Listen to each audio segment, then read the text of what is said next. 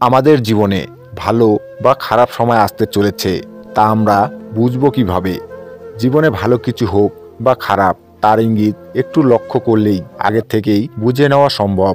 জ্যোতিষ অনুযায়ী আমাদের জীবনে খারাপ বা ভালো সময় আসার আগে বেশ কিছু ইঙ্গিত পাওয়া যায়। অনেকে তা সাধারণ ঘটনা বলে উড়িয়ে দেন। জ্যোতিষ অনুযায়ী খারাপ সময় আসার সংকেত সম্পর্কে জানা থাকলে ব্যক্তি সতর্ক ও সচেতন হতে পারবে এবং সেই অনুযায়ী কিছু উপায় করতে পারবে। তাই চলুন জেনে নেওয়া যাক কিভাবে বোঝা যাবে জীবনে ভালো সময় আসতে চলেছে বা খারাপ সময় আসতে চলেছে। এছাড়াও জেনে নিন জীবনে খারাপ সময় কেন আসে। প্রথমে জেনে নেওয়া যাক জীবনে ভালো সময় আসার লক্ষণ। 1. আপনি কোথাও যাওয়ার সময় আপনার ডান দিকে সাপ, কুকুর বা বানর দেখতে পান, তাহলে বুঝবেন তারা আপনার কাছে অর্থ আসার ইঙ্গিত দিচ্ছে। বৃষ্টিতে আকাশে সূর্যের আলো দেখাও শীঘ্রই ধনী হওয়ার লক্ষণ। 2. চারদিক থেকে ভালো খবর আসতে থাকা। সেই খবর নিজের সম্পর্কে হোক বা আমাদের সঙ্গে যারা বসবাস করেন তাদের সম্পর্কে, কিংবা আমাদের বন্ধু বান্ধবের সম্পর্কে। যদি এরকম খবর শুনতেই থাকেন তাহলে জানতে হবে আপনার নিজেরও কিছু ভালো হতে চলেছে। 3. বহুদিন ধরে সম্পর্ক খারাপ।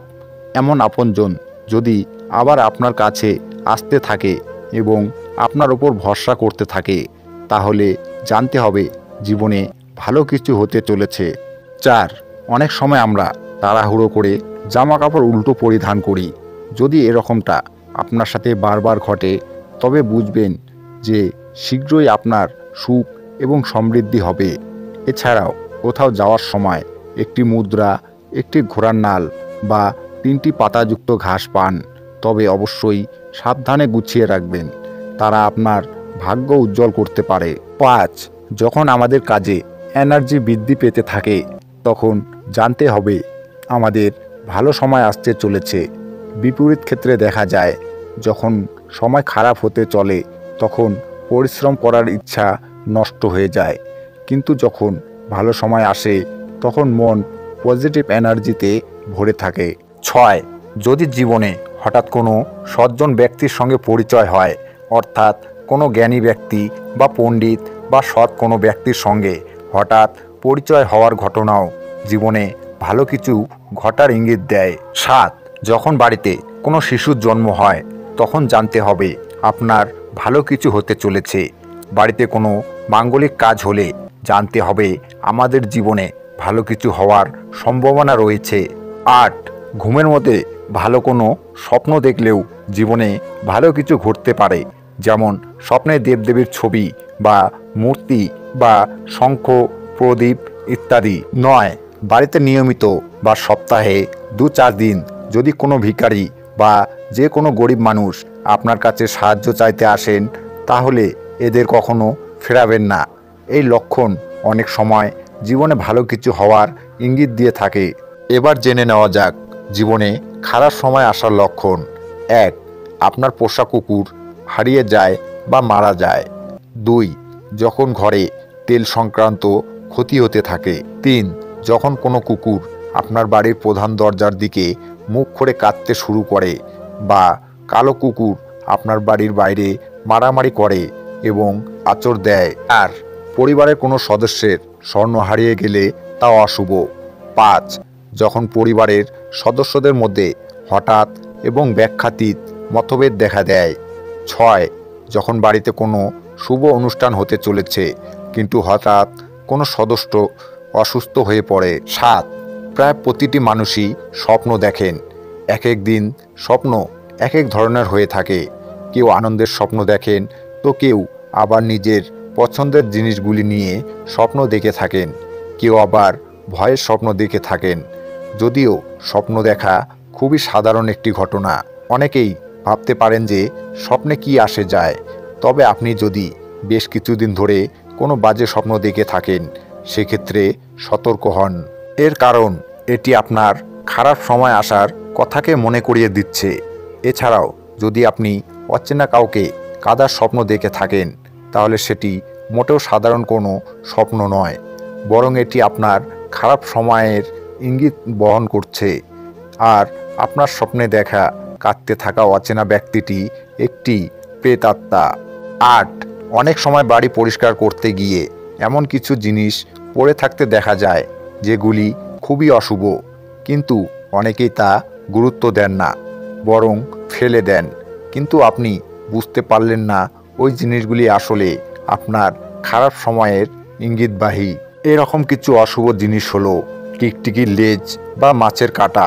কাজেই বাড়িতে যেখানে সেখানে এই সব জিনিস থাকলে তা পরিষ্কার করুন আর ঘর সব সময় পরিষ্কার রাখুন। 9.